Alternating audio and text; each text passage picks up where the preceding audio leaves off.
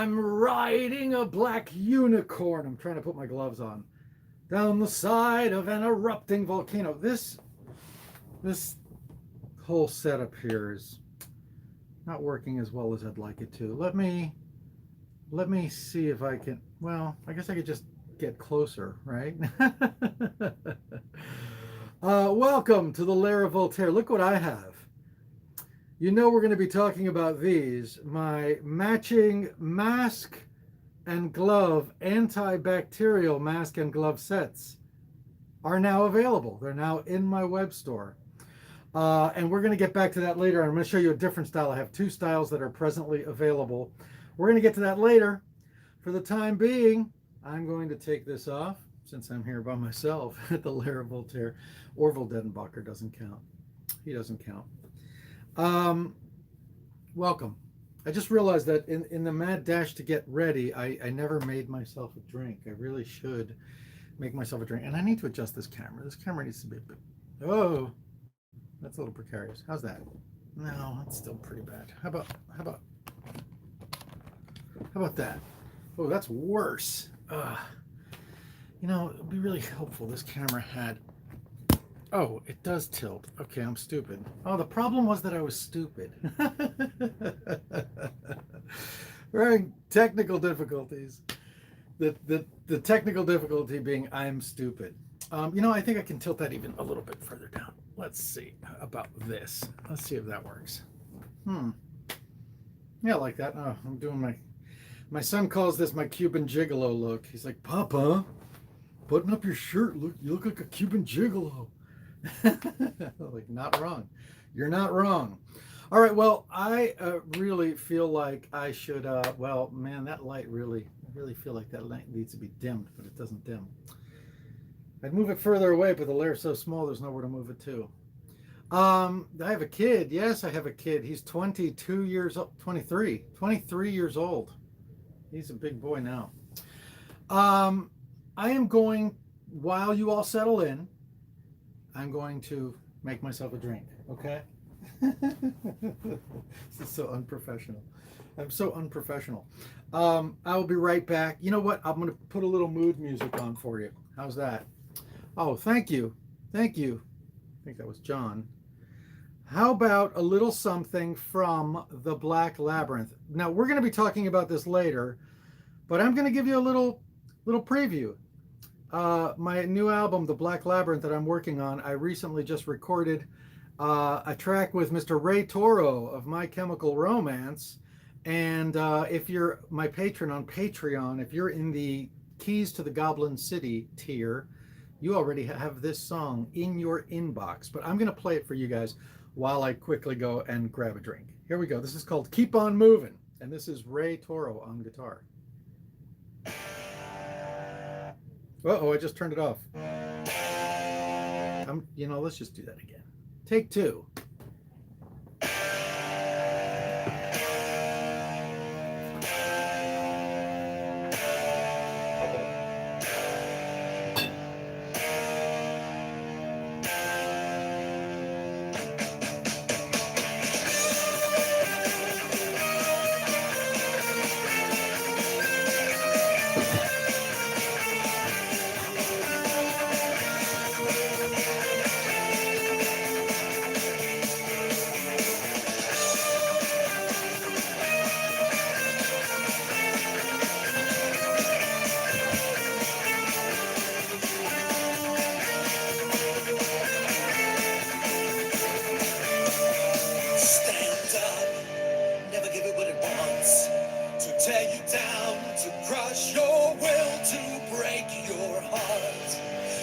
Inside your soul and tear your world apart.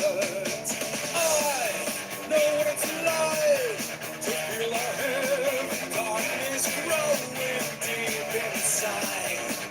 That makes you wanna hide. And I have felt apart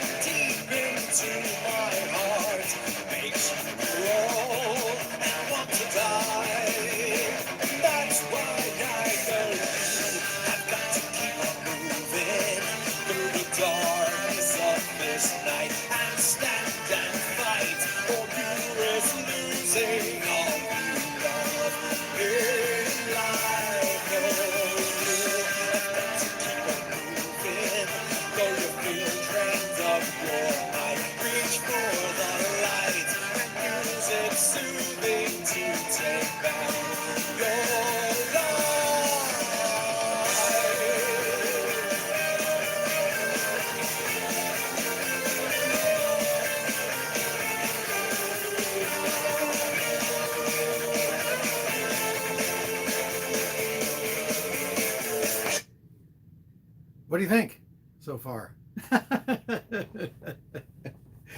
Yeah, so I guess you could probably say I've just provided you with a window into Ray Toro's most recent piece of work.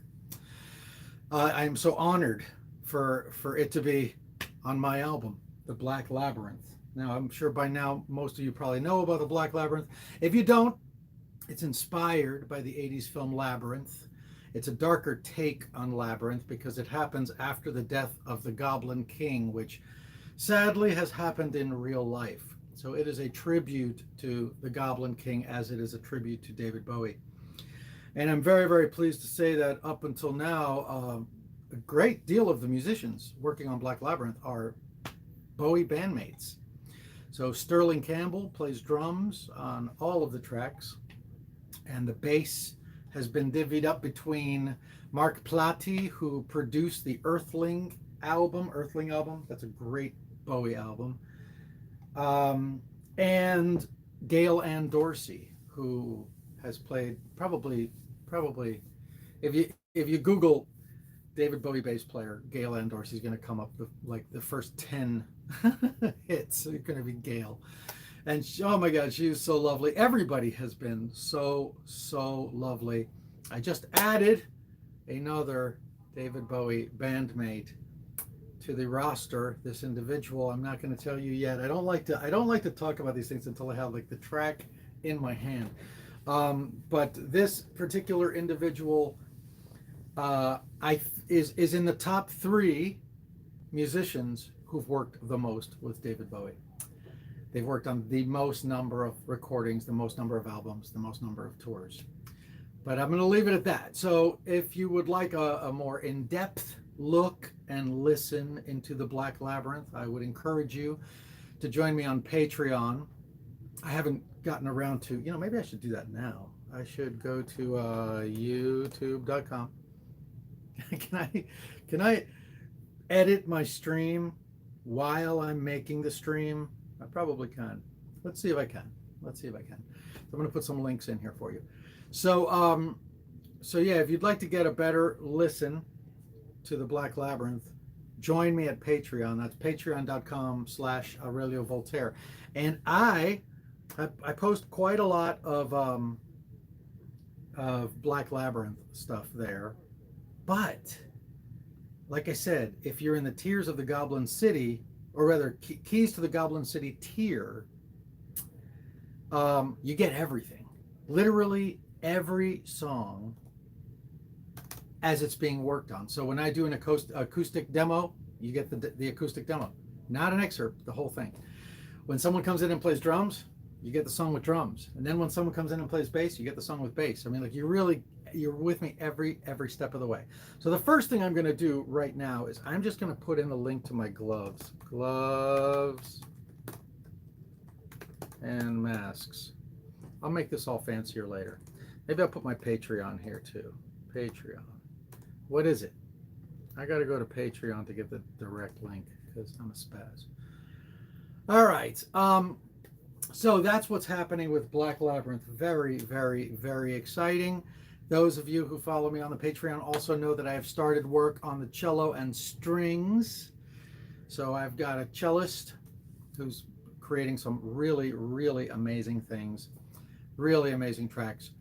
A fellow in the Ukraine by the name of Artem, and copying my Patreon link. And now I'm going to put it right there. And now I'm going to hit save. We're going to be done with that for now.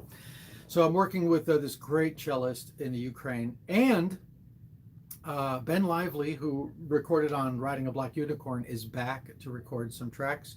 He just did a track for a song called Kill the Beast. That song's a lot of fun. I'm going to play you a little bit of Kill the Beast too. What do you think of that?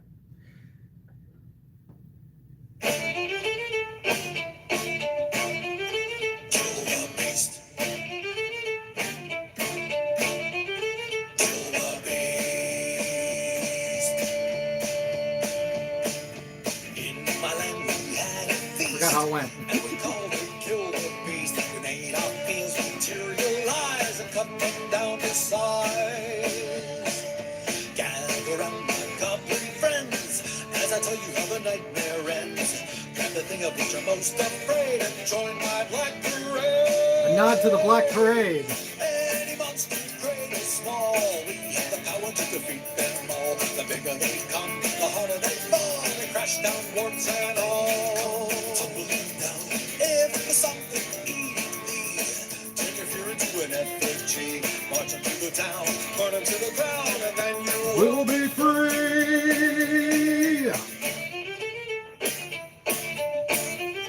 kill the beast. Kill the beast. That was the great Ben Lively playing violin on that track. Like I said, Ben and I have worked together in the past. I did not know that he was a Broadway violinist all of this time. I had no idea that he was in Pit in the Addams Family musical and in Wicked. I've seen Wicked so many times. I wonder how many times I was watching Wicked and my violinist was in the Pit. Had no idea. I've also just invited and hired another violinist to join the Black Labyrinth, and he is also a David Bowie bandmate. But I found this out after the fact because his name's Maxime Mostin, and I've worked with him before as well. He recorded on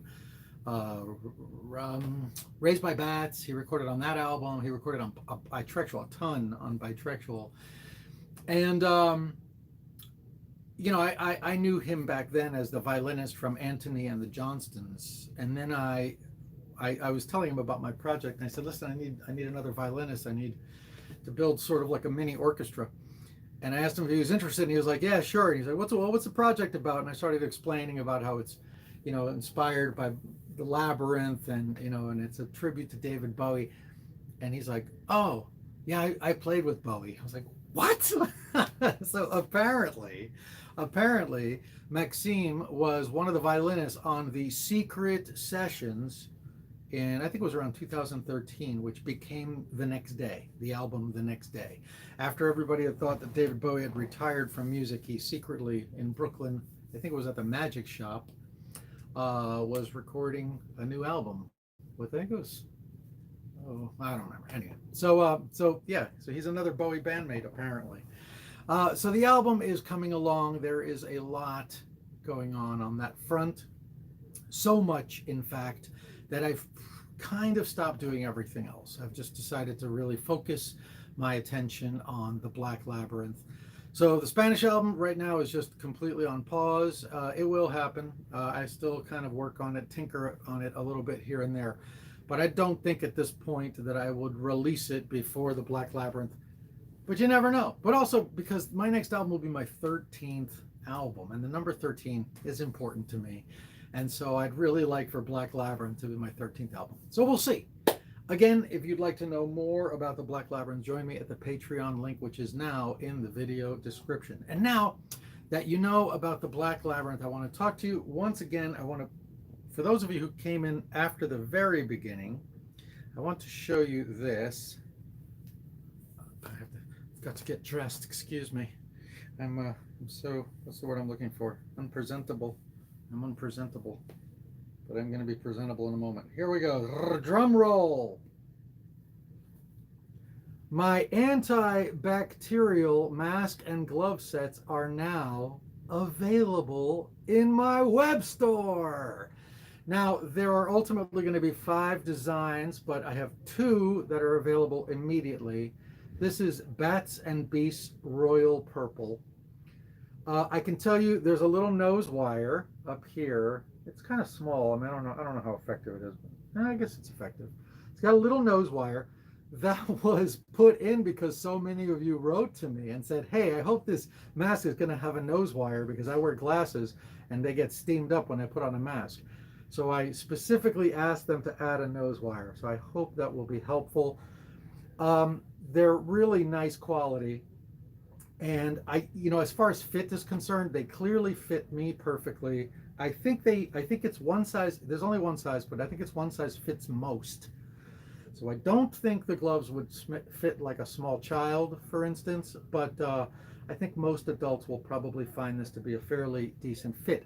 What's more, this material is treated with microban. which is an antibacterial treatment that makes it resist germs for up to 50 washes. So on top of the fact that you're not physically touching anything with your skin and you're obviously filtering the air, the fabric itself is antibacterial.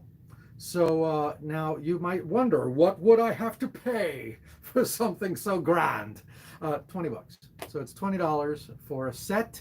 It comes with the mask and the gloves, and they come in a lovely package like this. It says layer of Voltaire. And now that I've shown off Bats and Beasts, I am going to show you what the other style looks like. This one is a little bit more, maybe traditionally Gothic. I think it has kind of a Batman vibe, to be frank. This style, am I putting this on right? Okay. This style is called Balinese Bat in Haunted Mansion Gray. This is what the gloves look like. And, whoop, here's the mask. So it's kind of a different look, a little bit lighter, a little bit more monochromatic, if you will. I'm going to try to get up real close so you can see the design. Can you see that? No, well, I think that's about as good as it's going to focus. There we go. I drew this bat. Why are you doing this to me? Stop. Don't go out of focus. Oh, bloody hell. Hold on, I got to take off my mask to adjust the focus. There we go. Okay, so I drew this bat in Bali when I was surrounded by flying foxes. Enormous, enormous bats. In fact, I am looking at the drawing right now. If you give me a second, I'm going to show it to you.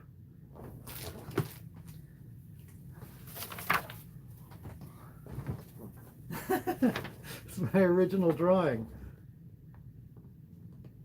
That's the original drawing. And I drew it on a supermarket bag. I was just like sitting in my little villa in the jungle, and I had a supermarket bag was the only thing I had to draw on. And I subsequently drew this. And now you can get it on a mask and glove set. You can also get it made out of wood. Check this out.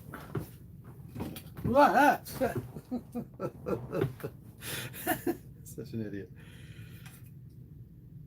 This is a hand-carved, got a little piece of tape on the back, a hand-carved version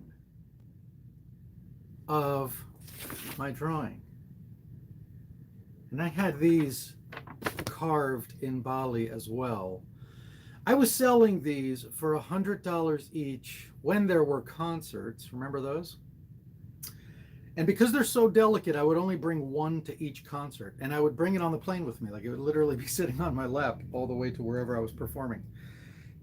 And it would always be the very first thing to sell. But there would only be one.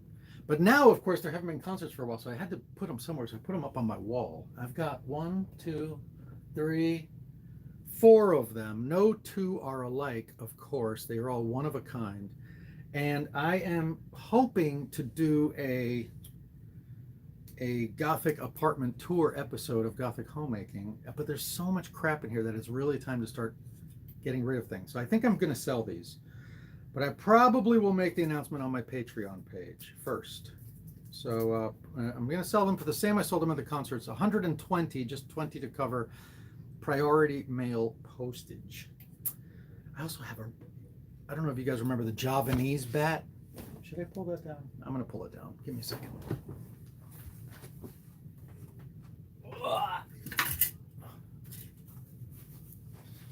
So this is a sort of a bigger, badder version of the Balinese bat. I call this one the Javanese bat. I was selling these for $333, but I sold them all. I only had a couple of them made in black. This is one of them. I might sell it. I'm not sure. It's been sitting on the wall for a while. But it's pretty spectacular, hand carved in Indonesia from my supermarket drawing. I love this thing. You know what else I'm thinking about selling? This is weird. Okay. Where did I put them? Hold on. Hold on. Don't go away. Oh, okay. That wasn't as hard to find as I thought it was going to be. I'm literally trying to get rid of everything I can in here. So these red boots, well, they're ox blood to be exact. They're Fluvog boots. You know, they're not in the best shape. You're not going to want to buy these because they're in such great shape. You know, it's more of a memorabilia thing because I wore these boots in hundreds of concerts. These are also the Fluvog boots that kind of changed my life.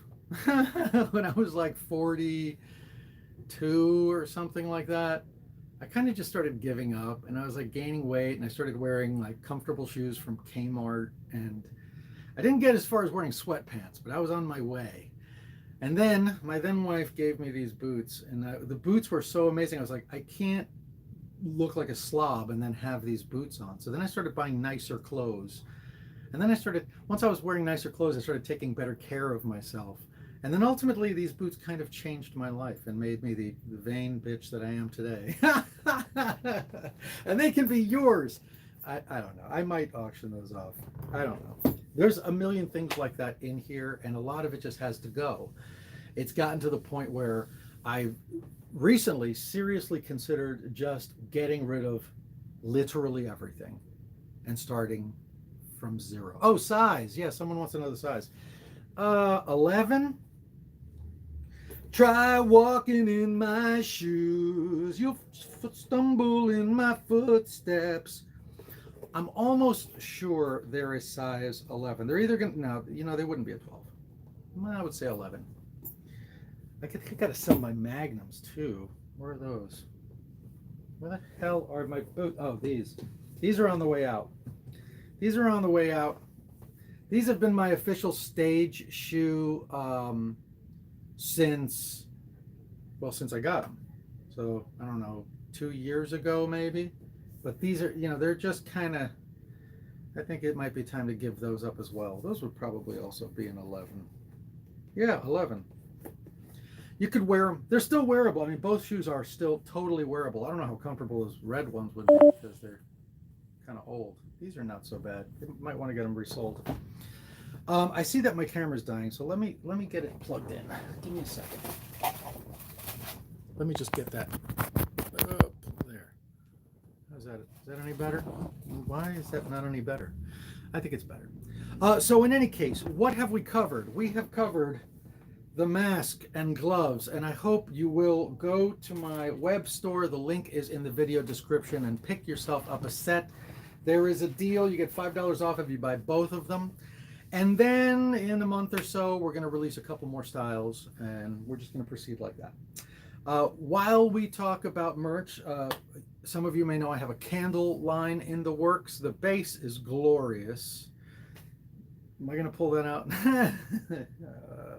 I'm going to leave that one there. I'll show it to you later.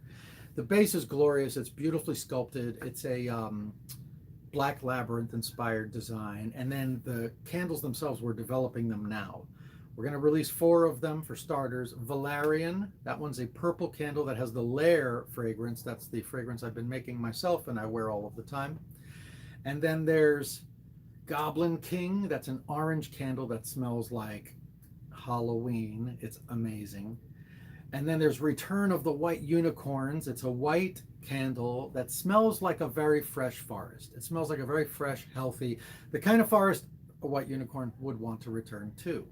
And then there's Forest of Shadows. That one has been very, very tricky to get the smell right because it's a black candle and I want it to smell like a burned forest. I mean, I really want you to put it on and just be there in the Black Labyrinth where you're like, wow, I'm in a burnt down forest. So we think the base and the candles will be coming out around April. So hopefully that'll happen and you'll have one in your lair. What else is going on merch-wise? I don't really know. Well, should I tell you the secret? I should tell you the secret. As you may know, I mean, I really have not discussed this with Project Record, so I don't know if I'm supposed to say this or not, but screw it. as some of you may know, after many, many years of people pleading for vinyl albums, we finally released The Devil's Bris, my very first vinyl album. That's almost sold out, by the way. There are literally very, very few copies of the Devil's Bris vinyl album left. Beautiful, beautiful presentation with a translucent sepia disc and some photographs that have never been seen before. Beautiful presentation. Well, we're doing our next one. The next one is going to be Ookie Spooky. And the reason it's Ookie Spooky is because I literally just remixed that album from scratch because I had access to the original tracks, which is not true about all of the albums. Some of them have been lost. But I had access to all the original tracks, and I've remixed Ookie Spooky from scratch. You're going to start seeing Ookie Spooky karaoke on my karaoke playlist. That was the purpose of remixing it in the first place, was to make instrumental versions for karaoke and for the Spanish album. So, yeah, I was talking to Project, and Sam, the president, was like, this vinyl, Devil's Bris vinyl did so well, we really should do another one. Almost Human, and I was like, well, I mean, Almost Human, I don't have the tracks, so I can't remix it, we can remaster it. But why not Ookie Spooky, since it can be really completely remixed and remastered? So we are presently working on that, and I think that will be out, well, certainly 2021, but I don't know how far into the future it will be. So that's what's going on that front. And what else? Oh, concerts.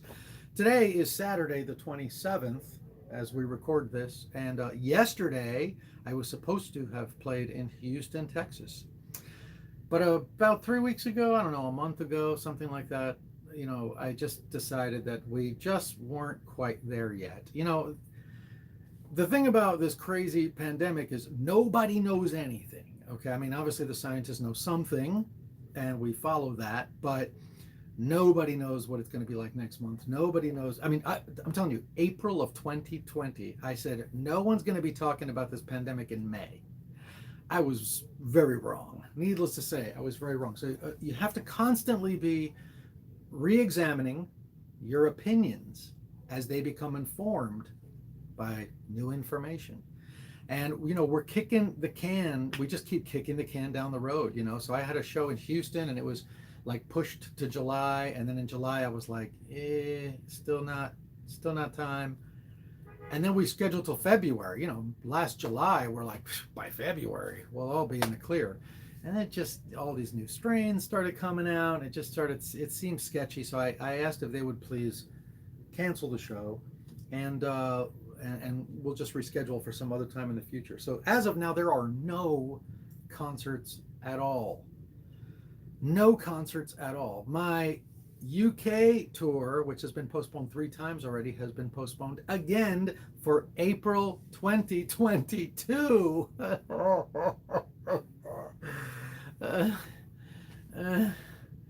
2022.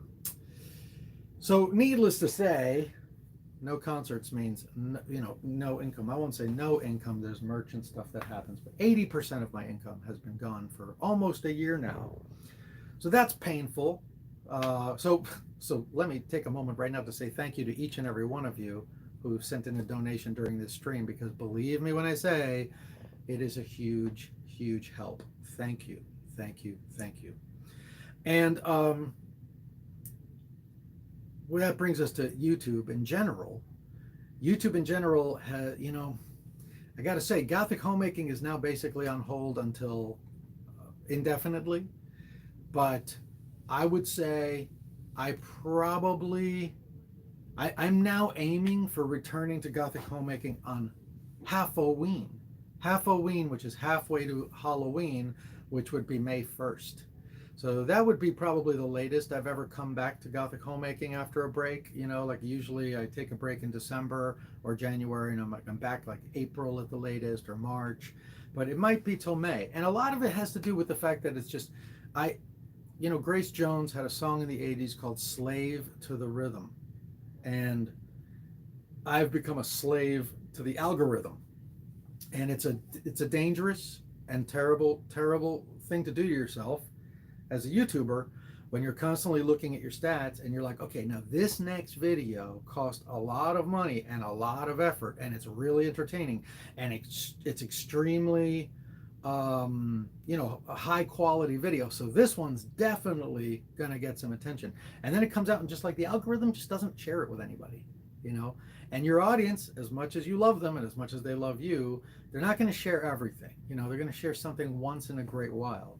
So it's very much how I felt towards the end of season 5 of Gothic Homemaking, was that the videos were becoming more and more and more complex, more and more and more expensive, more and more entertaining. I think I was getting better and better at it.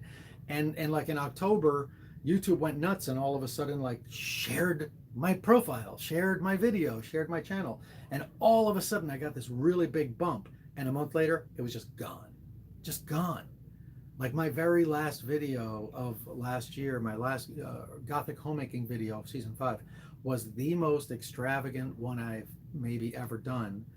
And it got, you know, less views than videos where like I walk into a store and show you what they're selling, you know.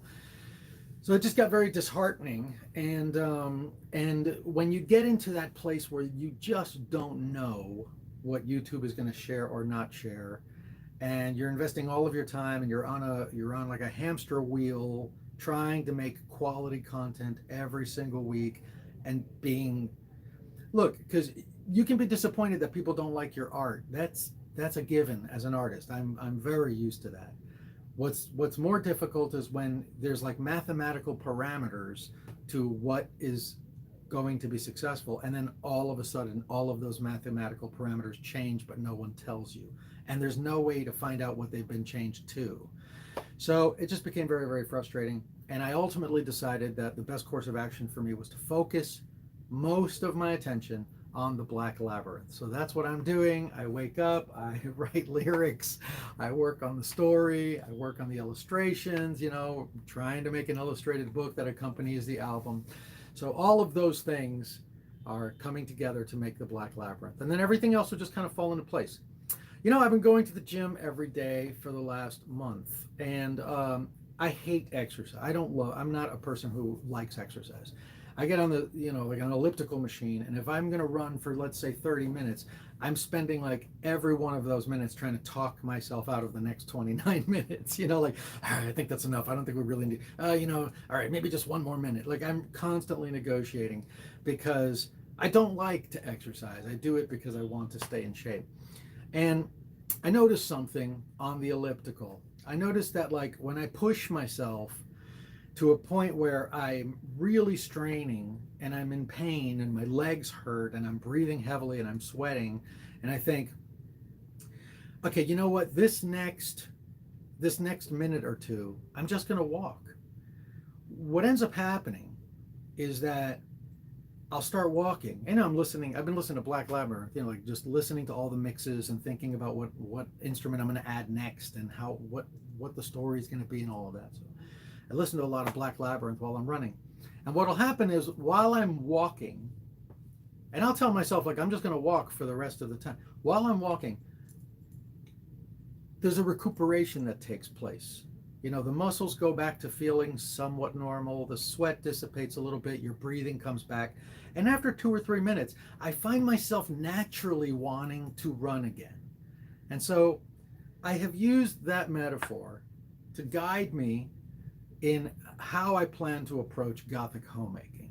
And that's largely in that at the moment I'm still like, frankly, really frustrated and annoyed at YouTube for how season 5 ended.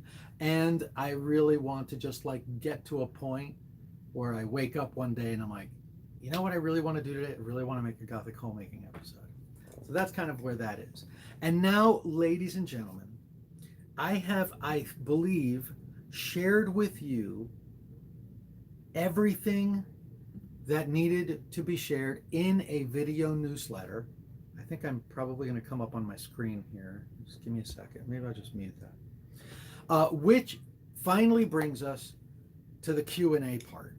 When did this thing start? This thing started at 6 o'clock. Okay, so now I want to just be able to read these questions. So ladies and gentlemen, first of all, let me say I was not reading comments because I really wanted to get all that information out to you.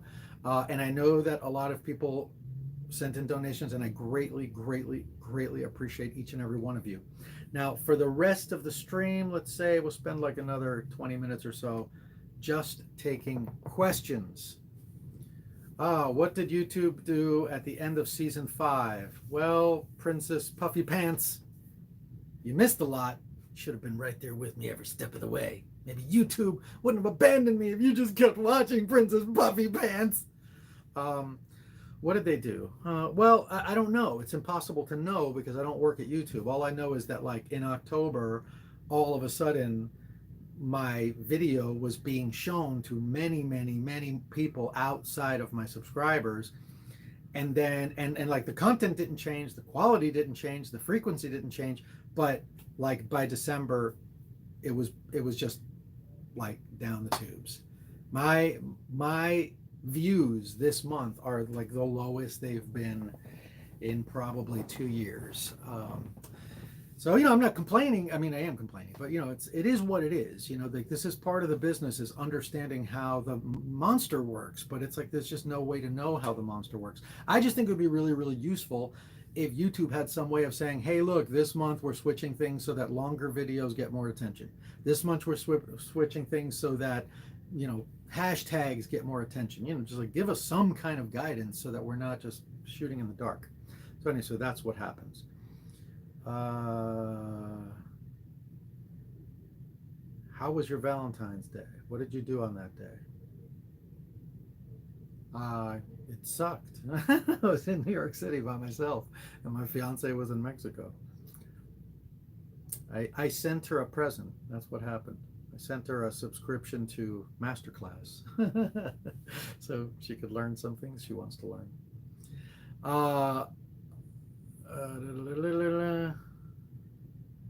It's Pokemon Day. I don't know what that means.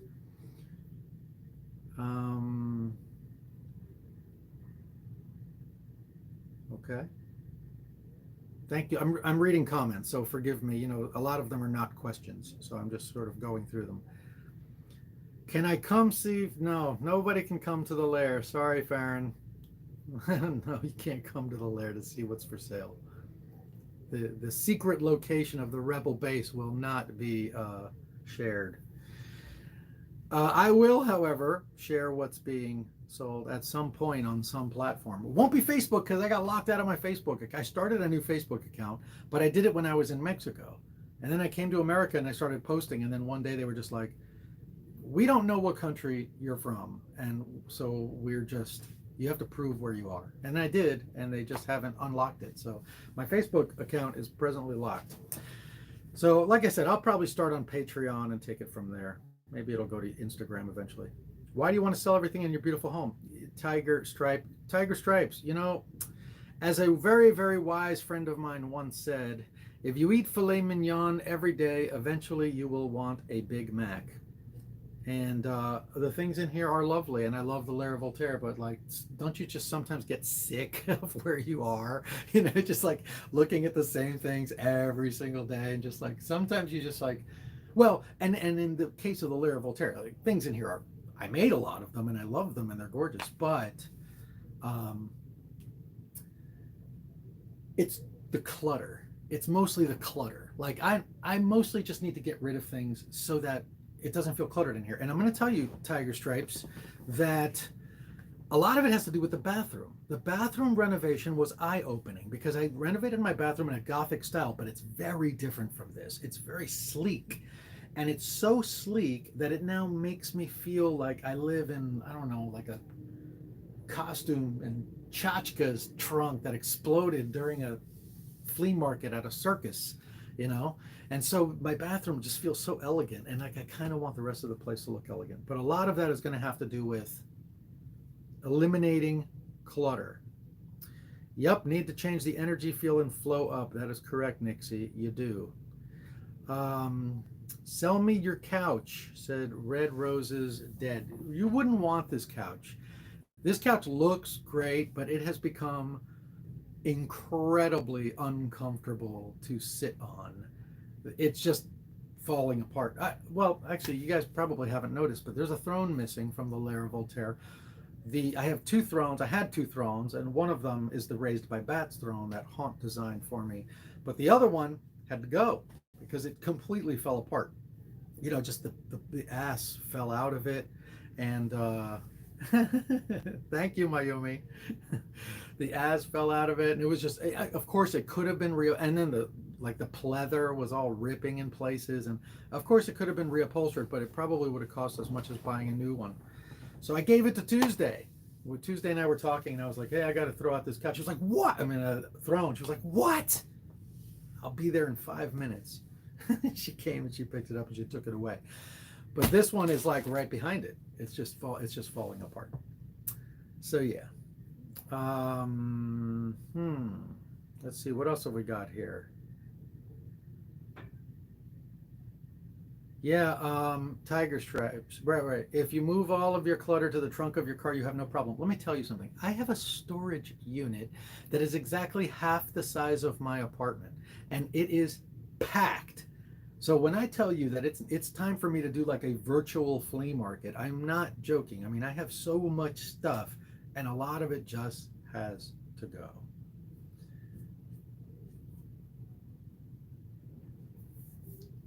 And one more shout out to Mayumi, my fiance. I saw she popped up on the stream. I don't know how early you popped in, probably from the beginning, but I love you very much and I miss you. And I hope you're here in the lair sooner than later, or I'm back in Mexico, but it's not fun being apart, as I'm sure many of you know.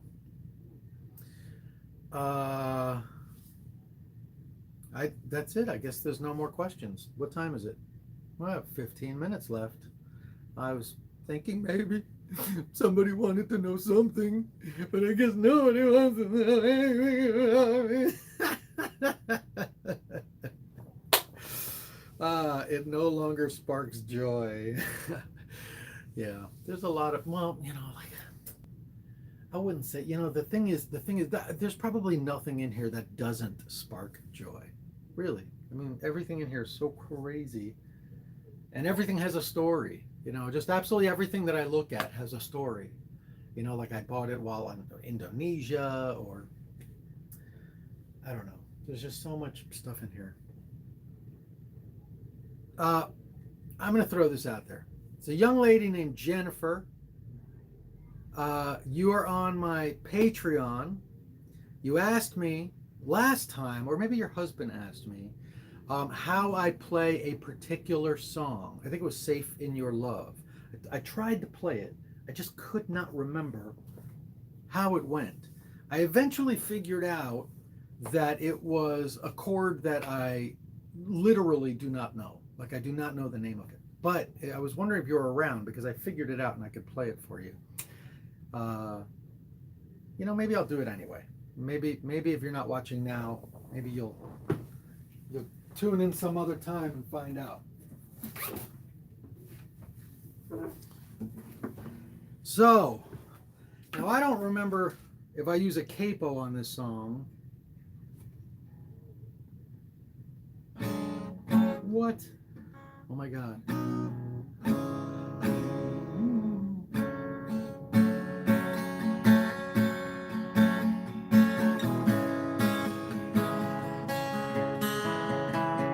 It would probably be better if you could see the guitar, right? Damn.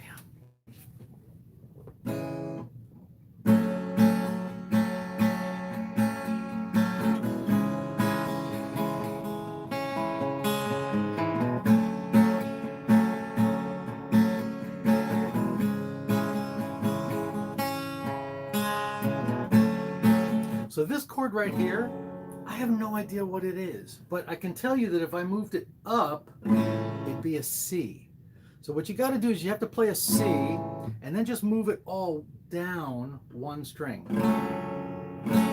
I've literally never played this chord before. I have no idea what it's called. I didn't invent it. I'm sure it's very common. I just don't know what it is, and I don't know what it's called. But what I really love about this progression is that it reminds me a lot of a particular David Bowie song. Let me see if you can guess which one it is.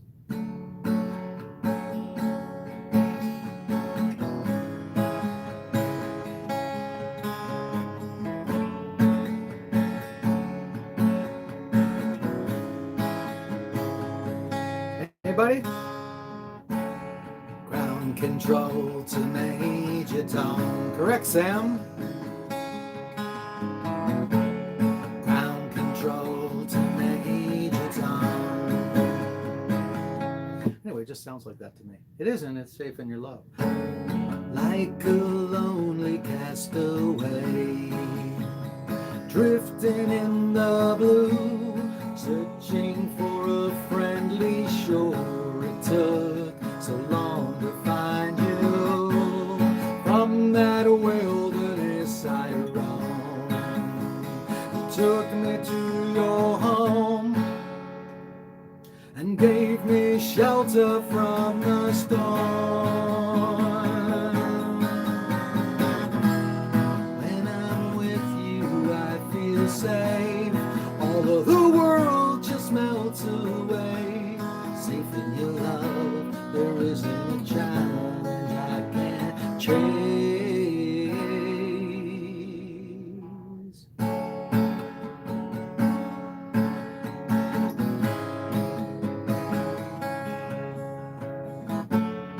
Anyway, so that's how that goes. Jennifer, I'm going to try to find you on Patreon and point you this way so you can see. I'm sorry it took me so long to share that with you. It's been kind of a crazy, crazy month. Hey, do you guys want to hear a little bit of the sequel to When You're Evil? That's another song from Black Labyrinth.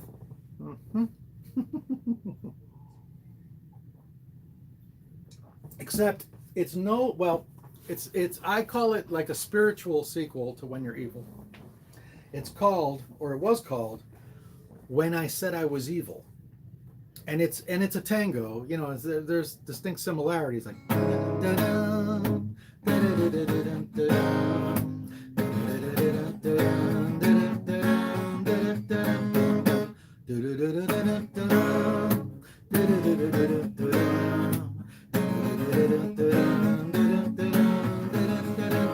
when I said I was evil, what did you think that meant? It didn't mean that I was naughty or haughty or slightly irreverent. When I said I was evil, what did you think that implied? That I'm careless with the truth? How uncouth. Dear God, did you think I lied? When someone says they're wicked, it's best to believe, like the skull on the poison vial you see. And it's so primeval, it's not fair to deceive. Instead I tell you that it's deadly, just like me.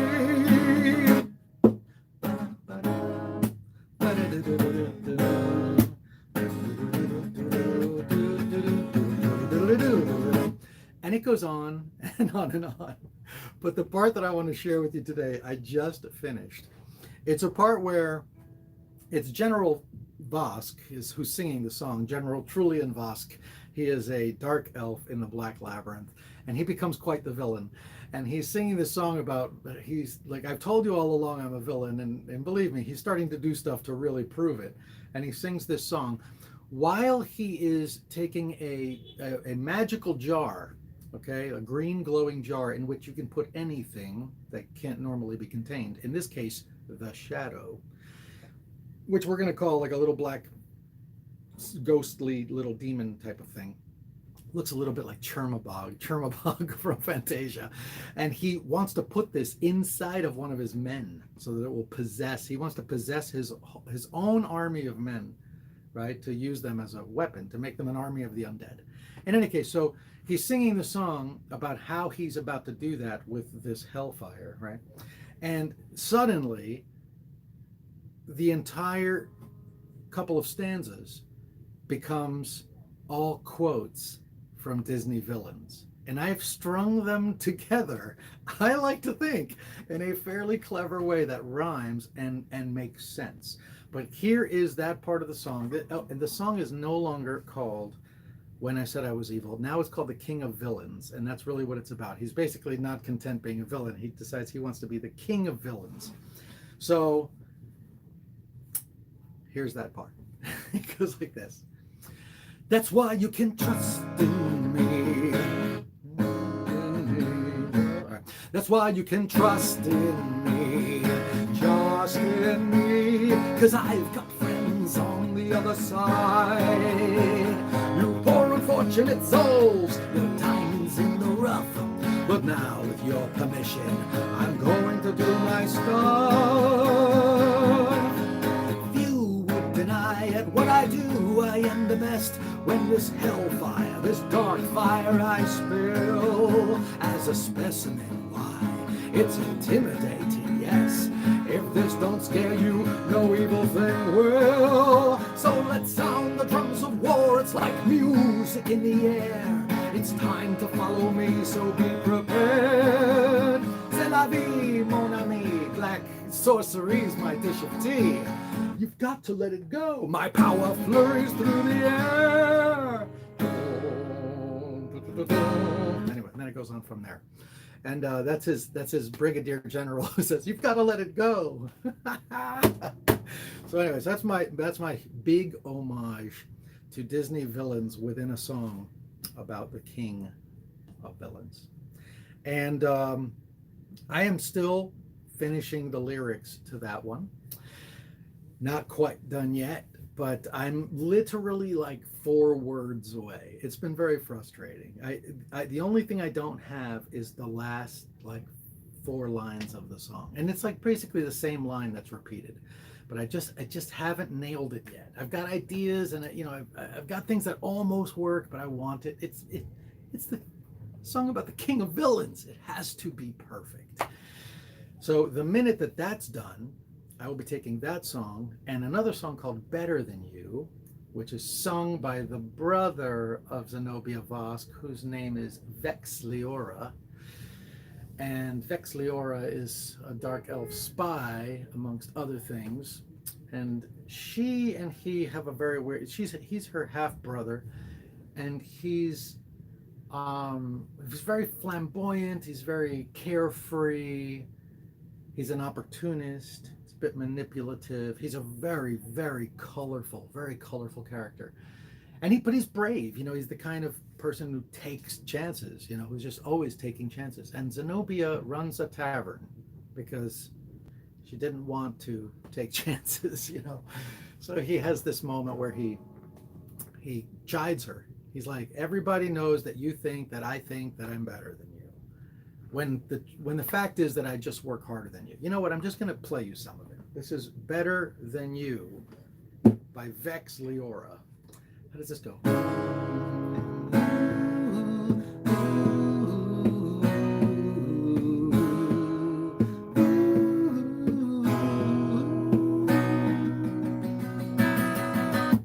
Oh, that is so out of tune. Hold on. Crap.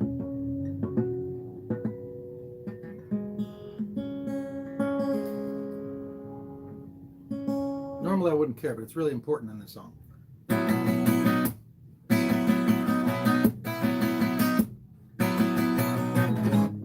Get that hair. Are you even aware? And you look scared under there. What a square.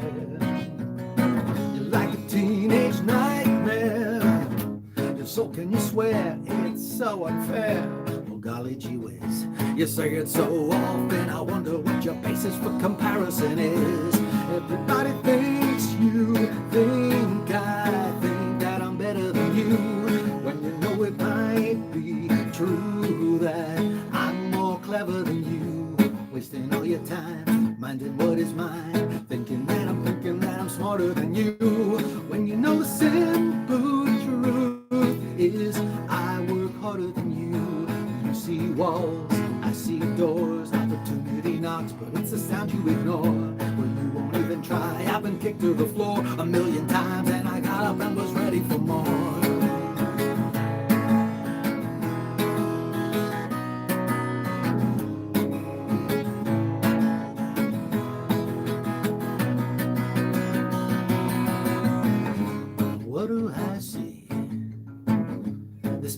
Child in front of me has got a green-eyed beast called jealousy. It's plain to see. Even in your own nightmare, I hate to obsess, but you're a mess. And you look distressed. But I digress, you must confess I'm not the cause of your lack of success. Everybody thinks you think I think that I'm better than you, when you know the simple truth is I'm more clever than you, wasting all your time, minding what is mine, thinking that I'm smarter than you, when you know the simple truth is I work harder than you. Everybody knows that planting seeds the only way that it grows. Keep it to yourself and you know you'll have nothing to show.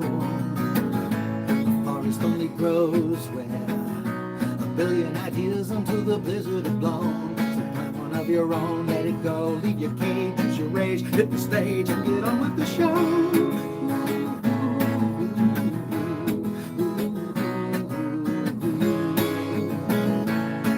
I'm almost done. I guess I played the whole thing.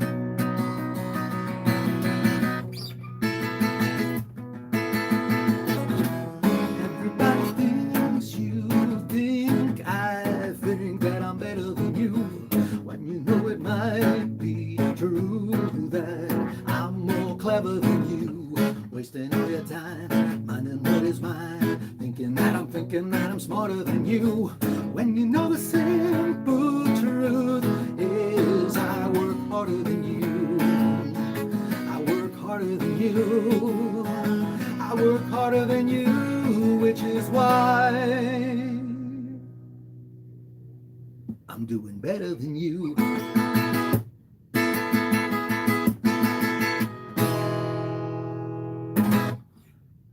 Thank you. That was the slightly out of tune version of Better Than You. Well, I guess that was a world premiere song then, because I kind of played the whole thing, didn't I? And you will hear so much more on my Patreon, so join me there if you can. If you can. Remember, if you missed what I said at the very beginning, if you're in the Keys to the Goblin City tier, you get absolutely everything as it's happening. So every single version of every single song. When somebody adds drums, you get that version. When someone adds bass, you get that version. And most recently, the most recent exclusive for that one is the song that Ray Toro of My Chemical Romance just recorded on. So if you would like to hear Ray Toro's most recent work, join me on Patreon and join me at that tier. It's expensive, I'm not gonna lie, but this album is so expensive and I have no concerts. So thank you so much for your support. And I think we're gonna leave it at that. Thank you for tuning in. Don't forget to check out the masks at my web store, and hopefully someday soon I will see you live in concert in your very own town. Fingers crossed. See you next time, guys. Bye-bye.